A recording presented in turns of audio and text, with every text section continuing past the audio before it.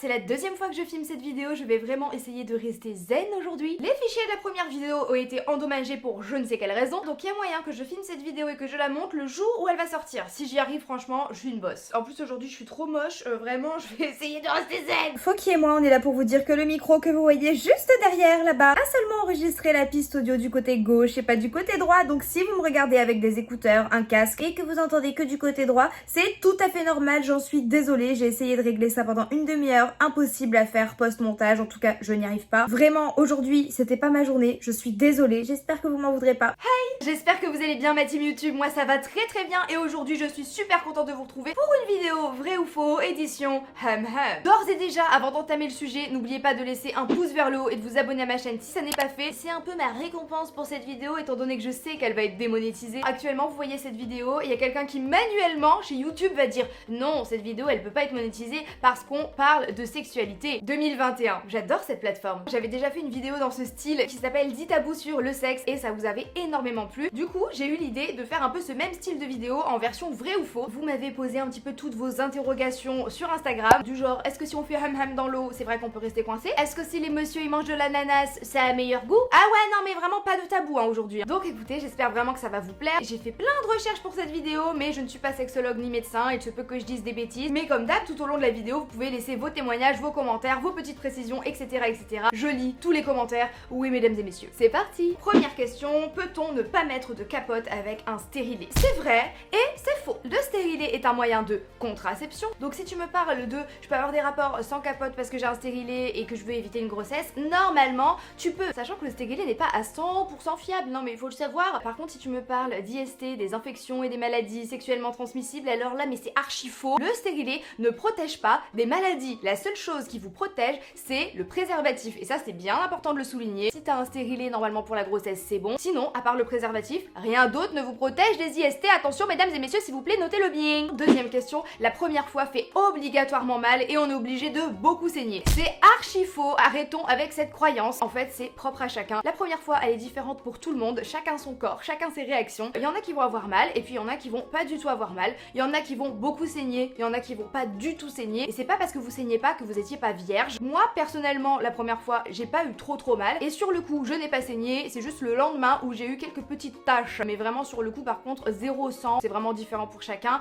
Et encore une fois il faut pas s'inquiéter ou flipper parce qu'on se dit oh mon dieu je vais pisser le sang, ça va être horrible, non. Déjà même si vous saignez c'est pas grave hein, les gars, c'est juste du sang, n'ayez pas peur de la réaction de l'autre, c'est complètement naturel, ça n'est pas sale, ça n'est pas dégueulasse, ça n'est pas anormal. Après on peut essayer d'éviter un petit peu les douleurs, le mieux étant d'être vraiment détendu et de communiquer avec la personne. Deux, pourquoi pas utiliser un lubrifiant, parfois ça peut aider et surtout on n'oublie pas le préservatif même pour la première fois. Troisième question et ça c'est hyper intéressant, je n'ai pas la réponse donc on va essayer d'en parler ensemble. Il existe plusieurs types d'orgasmes féminins. Alors pour moi c'est vrai et en même temps c'est faux. Il faut savoir que ça n'est que très récemment que les scientifiques, tout ça se sont intéressés au sujet. 2021, ouais.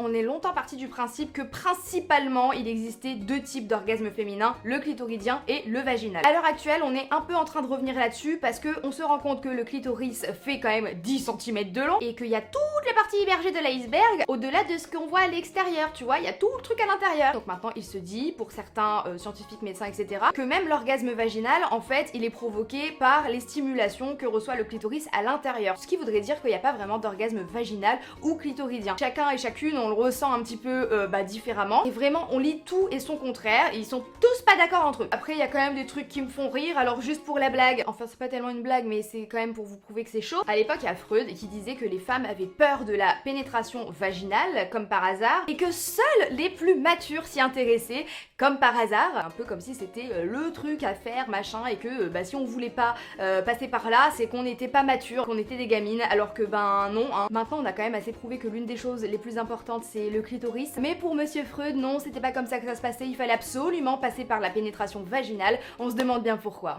N'hésitez pas à me dire ce que vous en pensez, est-ce que pour vous il y a vraiment plusieurs types d'orgasmes féminins, ou alors tout est un petit peu relié. Quatrième question, est-ce que c'est vrai qu'il faut faire pipi après un rapport? Et ça c'est bien évidemment vrai, à 100% vrai, et je trouve qu'on n'en parle pas assez, mais c'est super important, surtout pour nous les dames. En fait pourquoi c'est important d'aller faire pipi après un rapport? Parce que pendant le rapport il est possible que des bactéries et des microbes en fait remontent par l'urètre, c'est par là où tu fais pipi, ça remonte et en fait ça peut remonter jusqu'à dans la vessie et bien plus encore, et ces bactéries et ces microbes peuvent provoquer des infections infections, dont des infections urinaires, et ça fait très très mal et c'est vraiment pas agréable à vivre. Et on peut essayer d'éviter ça au maximum en juste allant faire pipi après le rapport. Comme ça, en urinant, tu rejettes un petit peu toutes ces bactéries et ces microbes qui étaient en train de remonter. Donc ça c'est super important, même si c'est un tout petit pipi. Si vous y arrivez pas, essayez de siffler. Oui, j'ai déjà essayé, des fois il faut bien aller faire pipi et j'ai pas envie, bah je suis là.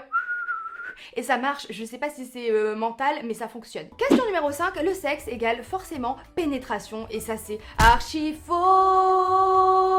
J'espère que c'est bien rentré dans les cerveaux, c'est faux. J'en avais déjà parlé dans ma vidéo 5 erreurs à ne pas reproduire au lit, mais pour moi déjà c'est une erreur de penser que le rapport s'arrête parce que l'homme a terminé. Là je parle dans une relation hétérosexuelle, parce que c'est le schéma auquel je m'identifie le plus. Donc à mes yeux, on peut totalement coucher avec quelqu'un sans qu'il y ait une pénétration, et ça c'est hyper important de l'ancrer un petit peu, parce que c'est vrai que il y a encore beaucoup de tabous par rapport à ça et beaucoup d'idées reçues en fait. Des fois on a l'impression que s'il n'y a pas pénétration alors on n'a pas couché ensemble, c'est comme les préliminaires. J'ai lu un article d'une sexologue ou d'un sexologue, je ne sais plus, qui disait qu'en fait même les préliminaires, en vrai on devrait même pas appeler ça comme ça, parce que ça laisserait sous-entendre qu'après il faut absolument qu'il y ait une pénétration pour que le rapport soit complet. Et en fait ça m'a percuté parce que c'est vrai, pour moi les préliminaires c'est un rapport déjà. Arrêtons d'appeler les préliminaires des préliminaires et considérons ça comme du sexe quoi, comme ce que c'est. Comment intégrer ça en fait à sa vie sexuelle au quotidien, que vous soyez en couple ou pas d'ailleurs. Déjà il faut un petit peu déconstruire cette idée que le sexe c'est juste la pénétration vaginale, et ensuite s'intéresser à tout ce qu'il y a autour. Donc je vais vous présenter des petites choses. Ouloulou, je suis un peu gênée. Alors sachez que ce que je vous présente là, les objets à proprement parler, je ne les ai pas utilisés. J'ai pas utilisé ces produits là que je montre devant la caméra parce que je trouverais ça vraiment bizarre. C'est juste que moi quand je vois d'autres personnes présenter des sextoys à la caméra et tout, je me dis oh, j'espère que c'est pas ceux qu'ils utilisent parce que sinon c'est bizarre.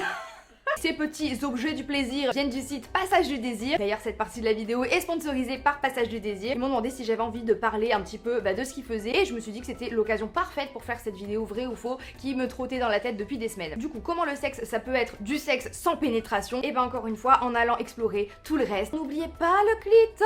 Du coup pour ça il y a 3 objets. Alors déjà je vais vous présenter un rouge à lèvres de... Le voisin me... Ah non. Hello. Oh putain, ça par exemple c'est un petit rouge à lèvres qui vibre et qui a plusieurs niveaux de vibration, et ça dans le sac c'est hyper discret. Bon je sais pas où tu pourrais le sortir, mais après chacun ses délires hein les gars. Et en fait pourquoi je vous en parle en premier? Parce que ça je trouve ça hyper doux, hyper petit, discret, et pour commencer avec ce genre d'objet je trouve vraiment que c'est le top, parce que ça va pas être trop agressif, la vibration elle est vraiment douce, et pour commencer à utiliser ce genre d'objet et à s'explorer, que ce soit seul ou accompagné, je trouve ça vraiment hyper pratique. C'est important de manger 5 fruits et légumes par jour, n'oubliez pas de manger votre banane. Excusez-moi, je suis un peu gênée, mais bon quand même quoi. Ensuite, on a ce genre d'objet, vraiment ça c'est pareil, c'est hyper doux, la matière est incroyable. Et ça c'est une toute petite vibration, toute douce, mais qui a quand même son effet. Tu vois ça te fait pas flipper quand tu connais rien, quand tu sais pas encore ce qui te plaît, ce qui te plaît pas. Et sinon, pour les plus expérimentés d'entre vous, il y a le Womanizer évidemment, je vous le présente plus, je pense que vous l'avez vu un petit peu partout. C'est ce petit objet qui va venir en fait stimuler le clito, mais sans contact en direct. Et en fait c'est des vibrations avec de l'air pulsé, donc encore une fois c'est pas du tout agressif. Et je le trouve hyper beau, hyper mignon. Rien que ces 3 objets prouve que non, le sexe c'est pas juste de la pénétration. Si l'un des objets que j'ai présenté ou bien autre chose sur le site Passage du Désir vous intéresse, je vous mets évidemment les liens dans la barre d'infos et vous aurez moins 12% avec le code qui s'affiche juste ici. C'est pour moi, ça fait plaisir de rien. Prochaine question, on peut tomber enceinte même après un seul rapport? La réponse est vrai. Évidemment, on peut tomber enceinte même après un seul rapport. On peut tomber enceinte même après sa première fois, et on peut tomber enceinte même si on a un rapport pendant ses règles. Encore une fois, c'est très important d'avoir une contraception quand on a des rapports sexuels, si on veut pas de bébé hein, évidemment. Il y a certains d'entre nous qui sont arrivés comme ça sur cette planète hein. Ne vous dites pas ouais vas-y c'est qu'un seul rapport où je prends le risque parce que j'ai pas de protection sur moi et tout. Ça ne peut pas arriver. Si, ça peut arriver. Prochaine question. Il faut absolument s'épiler pour avoir un rapport. La réponse c'est faux. Vous n'êtes pas obligé de vous épiler pour avoir un rapport. Si vous n'avez pas envie de vous épiler, si vous voulez garder vos poils, eh bien vous gardez vos poils. À ce niveau-là il y a des standards mais il n'y a pas de règles et vous n'êtes pas obligé de suivre ces standards. C'est pas parce que malheureusement dans les pubs, dans les films ou dans les films porno, on voit un petit peu tout le monde épilé qu'il faut être épilé. Si vous êtes bien avec vos poils, que vous n'avez pas envie de les enlever, que vous êtes à l'aise avec votre corps poilu, et ben gardez-les tout simplement. Et si l'autre en face n'accepte pas ça, et bien c'est que franchement il vous mérite pas, il ne mérite pas votre temple. Voilà, il n'y a pas d'épilation à respecter, il n'y a pas de couleur de sous-vêtements à respecter. C'est non, non, non et non. Le plus important c'est d'être à l'aise avec l'autre et à l'aise dans son corps et à l'aise sur le moment. Prochaine question, on peut rester bloqué si on a un rapport dans l'eau. Vous savez que je me suis toujours posé la question, mais je me suis jamais renseignée. Et bien je me suis renseignée renseigner pour vous et la réponse est incroyable. Et bien c'est vrai les amis, désolé. En fait il faut savoir que c'est possible mais extrêmement rare. C'est à cause d'un appel d'air entre les deux corps quand il y a de l'eau. Donc si vous voulez avoir un rapport dans l'eau, apparemment il faudrait totalement être immergé et pas mi-eau mi-air, tu vois, parce que sinon là ça va vraiment faire un méga appel d'air. Et ce qui est important de rappeler, c'est qu'il faut vraiment pas en abuser, parce que si c'est l'eau de la piscine ou d'un jacuzzi, il y a du chlore. Si c'est la mer, bah il y a beaucoup de microbes, tout ça, et que ça peut être un problème surtout pour les femmes, parce que vous pouvez choper des infections, etc. étant donné que ça va vraiment venir attaquer votre flore vaginale. Donc si vous voulez tenter une fois ou deux pour le kiff, bon, why not, mais n'ayez pas des rapports tous les jours dans l'eau, quoi, parce qu'à un moment donné, je pense que là-dessous, ça va pas être très content. Je suis sûre et certaine que dans les isettes, il y en a à qui c'est arrivé. Je suis sûre que je vais voir un commentaire genre ah moi c'est arrivé hein. Et si c'est le cas, j'épingle ce commentaire parce que franchement non mais comment tu sors de ça, c'est qu'à de le dire là, comment tu fais? Ensuite le point G des hommes est derrière. La réponse est vraie.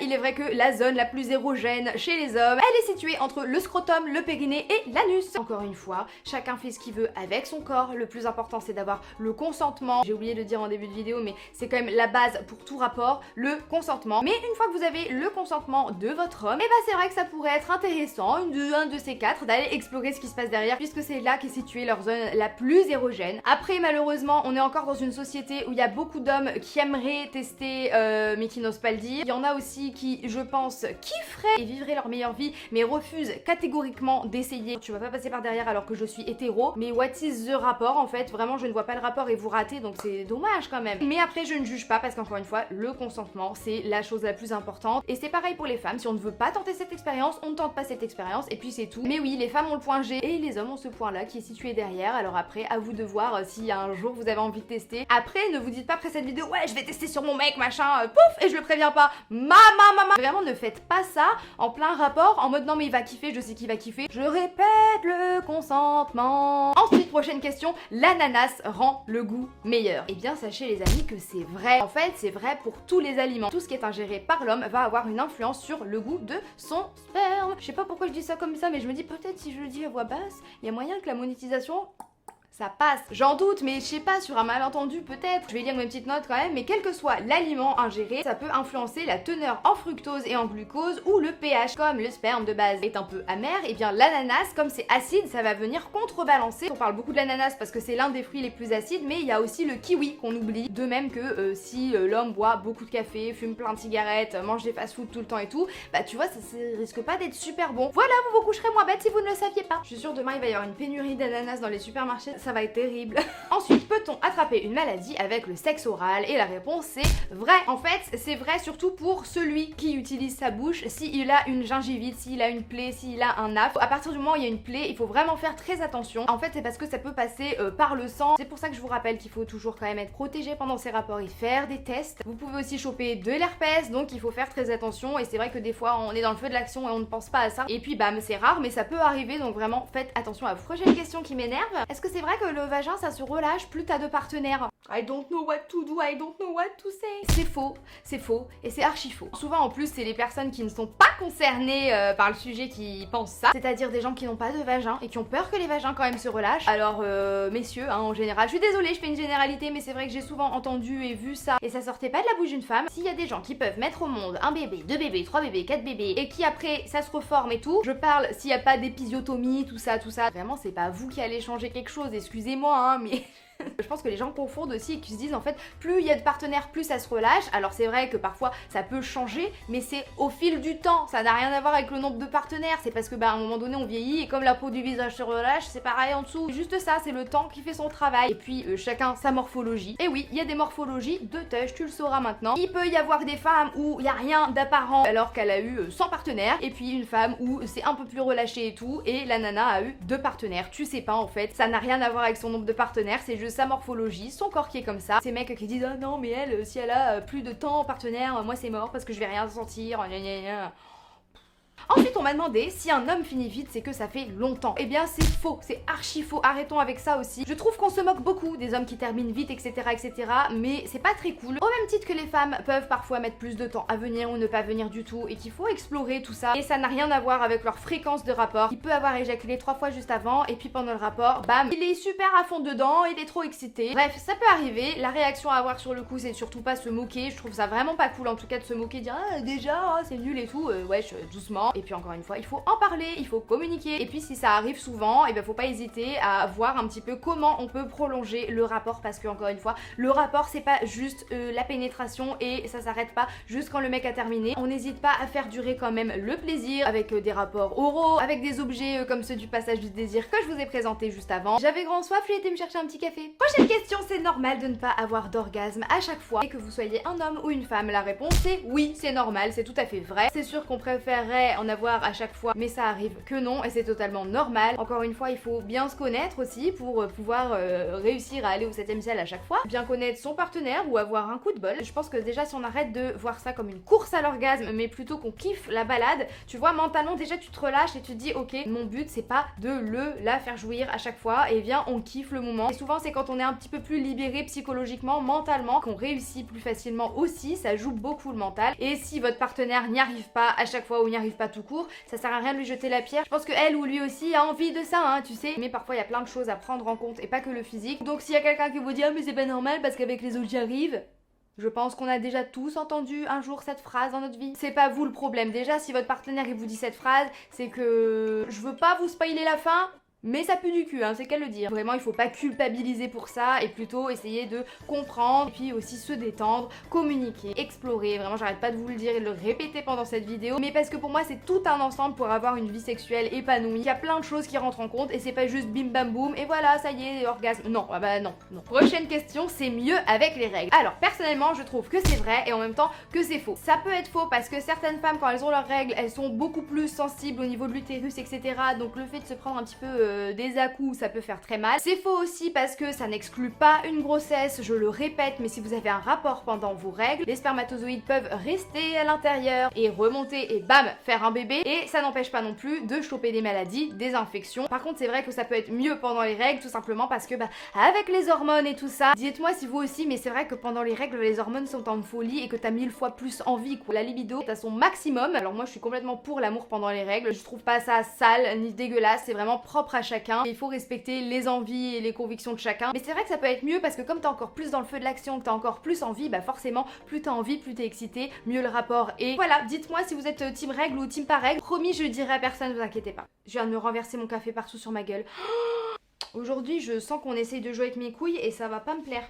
Ça, c'était une question hyper intéressante, mais qui est revenue, mais des centaines de fois, et j'ai pas compris. Et quelqu'un m'a dit, ouais, j'ai vu ça sur TikTok, donc je pense que c'est un TikTok qui a tourné. Les mecs sont dégoûtés après l'avoir fait. Alors ça, c'est incroyable parce que je n'étais pas du tout au courant. Et apparemment, c'est vrai. Ça s'appelle la dysphorie post-coïtale. Les études, les scientifiques, tout ça, n'arrivent pas encore à voir vraiment d'où ça vient. Mais c'est pas que pour les hommes, c'est aussi pour les femmes. Et j'ai lu des trucs pas trop sur le dégoût, même si ça peut arriver, mais c'est surtout de la tristesse, de l'anxiété. On peut pleurer, on peut faire une crise d'anxiété, être anxieux, être angoissé. Ça, il y a deux raisons principales. D'abord, le fait d'avoir de l'adrénaline, d'avoir plein d'hormones qui se libèrent dans le corps et d'être super content et d'un coup d'avoir une redescente, un peu comme avec de la drogue par exemple. Et la deuxième raison est un peu plus psychologique, puisqu'il y en a qui vivraient mal, même sans s'en rendre compte en fait, inconsciemment, ils vivraient mal le fait de se séparer de l'autre, juste après une fusion intense. On était deux, on a fait qu'un, et puis maintenant on se resépare et on est deux à nouveau. Cette séparation là pourrait créer ces angoisses et ces émotions. Donc je ne sais pas si vous saviez, moi je savais pas du tout, mais je trouve ça incroyable quoi, c'est fou le cerveau. Prochaine question, un homme peut éjaculer sans avoir joui. C'est vrai, c'est totalement vrai. Y a pas que les femmes qui peuvent simuler, non non non. Ça aussi je trouve qu'on le dit pas assez, mais un homme peut totalement éjaculer sans avoir joui. Je pense encore une fois qu'il y a aussi le psychologique qui joue. Physiquement il peut avoir tous les signes d'un orgasme et pourtant il n'a pas ressenti l'orgasme à proprement parler. Ça peut arriver et bien plus qu'on ne le pense, hein. J'ai souvent entendu des histoires où les mecs disaient oh vas-y j'ai terminé, j'en avais marre ou c'était nul ou machin, donc j'ai fait en sorte que, mais j'ai pas du tout eu d'orgasme. C'est totalement vrai. Ensuite, une autre question, les dénis de grossesse, et ça vous fait flipper ça. La question étant, le test de grossesse peut être négatif lors d'un déni. Eh bien c'est vrai, en fait le déni de grossesse, pour vous expliquer très vulgairement, c'est vraiment l'information être enceinte, ça n'existe pas pour votre cerveau, ça n'est pas possible. Il y en a qui ont leurs règles, pas de ventre, zéro symptôme de grossesse, et en fait pour le cerveau, la grossesse n'existe même pas, la possibilité d'une grossesse n'est même pas envisageable. C'est pour ça qu'en fait, le corps il dit non, c'est même pas possible que je sois enceinte, ça n'existe pas. J'ai vu sur des forums de déni de grossesse et tout, des femmes qui ont fait 5 5 tests de grossesse, les 5 étaient négatifs, prise de sang et bam, prise de sang positive à quelques semaines d'accoucher, quel bonheur. Donc de toute façon pour les confirmations de grossesse, je pense qu'il n'y a rien de mieux et rien de plus fiable qu'une prise de sang. Oui, c'est inquiétant, tout ça vous êtes rassurés, hein. Je suis sûre que vous êtes toutes rassurées là, non? Ensuite, prochaine question, et alors ça, mais moi ça m'a choqué. Si on souffle dans le vagin, on meurt. Est-ce que c'est vrai ou est-ce que c'est faux? C'est totalement vrai, wesh. Ne soufflez jamais dans un vagin, d'accord? Maintenant vous le savez, je suis sûre que vous le saviez pas. Ne faites jamais ça, c'est hyper dangereux. Ça peut provoquer une pneumopéritoine, à savoir la présence anormale d'air dans la cavité abdominale, l'air passant du vagin à l'utérus et remontant par les voies anatomiques naturelles, les trompes de Fallope, la cavité abdominale. Et déjà, c'est pas hyper bon d'avoir cet air qui passe par là. Et ça peut être très dangereux aussi si vous avez les vaisseaux sanguins dilatés, parce que là, l'air pourrait rentrer dans le sang et c'est ultra dangereux. Et les vaisseaux sanguins sont surtout très dilatés quand on est enceinte. Donc pendant une grossesse, alors déjà, ne soufflez jamais dans un vagin, mais alors encore un vagin d'une femme enceinte. Faites passer le mot autour de vous, partagez cette vidéo partout, que tout le monde le sache, s'il vous plaît. Prochaine et dernière question, on peut tomber enceinte s'il s'est retiré avant sans capote. Ah, le retrait, la fameuse technique du retrait, c'est vrai, c'est totalement vrai. Sachez que dans mon entourage, j'ai des personnes qui ont eu un bébé en pratiquant le retrait. C'est très rare, mais ça arrive. Le retrait, en gros, c'est avoir un rapport sans capote et que le mec se retire juste avant d'éjaculer. Sauf que on oublie qu'il y a le liquide préséminal avant le sperme, que ça pendant le rapport, et ben il y en a, et dans le liquide préséminal, il y a des spermatozoïdes, donc on peut totalement tomber enceinte, même si on pratique le retrait, c'est super important de le savoir. Et au bout de 10 ans, peut-être ça va te tomber dessus, faut faire attention quand même. J'ai pas arrêté de blablater, j'ai déjà plus de batterie, c'est un bordel. Dernière question, cette vidéo vous a plu, c'est vrai? En tout cas, si c'est le cas, n'hésitez pas à exploser le compteur des likes et surtout à mettre un petit pouce vers le haut si vous voulez une deuxième édition. Soit on se refait un vrai ou faux version moi j'adore vraiment me renseigner sur ce sujet, ça me passionne. Sinon on peut faire ça sur un autre thème, et si vous avez une idée d'autre thème, n'hésitez pas à me mettre ça dans les commentaires. Comme d'habitude je vous le répète, mais je lis vraiment tous mes commentaires, je n'ai pas d'équipe autour de moi, je fais vraiment tout toute seule et tous les commentaires je les lis. La caméra a coupé, j'avais plus de batterie en plein milieu de mon outro, je suis vraiment ravie. Je disais donc, n'hésitez pas à me dire si ce contenu vous a plu. Je voulais aussi vous annoncer que possiblement la semaine prochaine et la semaine d'après il n'y aura pas de vidéo sur ma chaîne le dimanche ni le lundi. J'ai des complications avec ma maison et mon déménagement étant prévu dans un mois. Je dois vraiment régler ces histoires et mettre ma vie personnelle pour une fois en premier plan. J'espère que vous m'en voudrez pas. Normalement on se retrouve quand même chaque dimanche en live sur ma chaîne YouTube, comme ça on pourra quand même garder le lien et parler tous les dimanches. Mais voilà, n'hésitez pas à activer la petite cloche des notifications, comme ça dès que je serai en live vous pourrez le savoir et participer au live. Suivez-moi sur Instagram et sur Twitter, comme ça vous ne raterez pas les avancées. Normalement d'ici septembre tout reviendra à la normale, je l'espère. Je vous rappelle aussi que vous avez moins 12% sur le site Passage du Désir. Encore une fois, tous les liens seront dans la barre d'infos et le code apparaît juste ici à l'écran. Sur ce, moi je vous fais de très gros bisous, je vous dis à la prochaine et surtout prenez soin de vous. Ciao. Mais